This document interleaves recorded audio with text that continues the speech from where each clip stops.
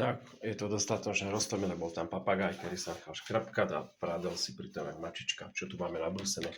Som včera dostal D2 nožík z AliExpressu. Tejto strane má výrazné zárezy, na tejto som si to len tak skúsil preleštiť a prešmirgovať a preleštiť. Je to fajn, spravím si to aj na druhej strane a nabrúsim si ho opatrne na diamantoch.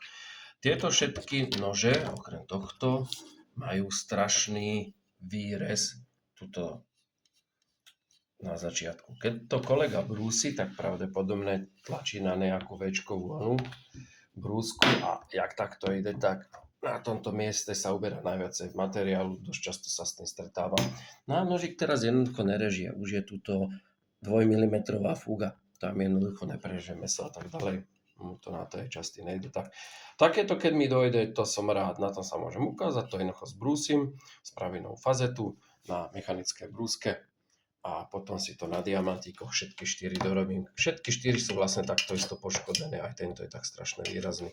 Toto je úplne nejaká základná Čína, nerezová, s tým sa nič nepokazí. To je veľmi časté na Slovensku, veľmi používané. Mám nejaké puzdierka, toto som si rozšiel rybace a nechal som toto, jak je ten kaper zjazvený, tam mal šáhnutý od kormorána kedysi. Takže to sa mi ľúbi, má to perfektný povrch.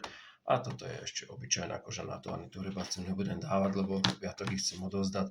Stíham to, majú peknú štruktúru. A takže tak, ideme brúsiť. A ešte poškrapkáme papagája. Ahoj, Timinko, ahoj. Ty si taký maj pekný papagáj, že?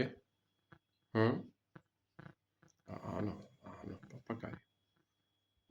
Neotáčaj sa chrbtom, je to neslušné.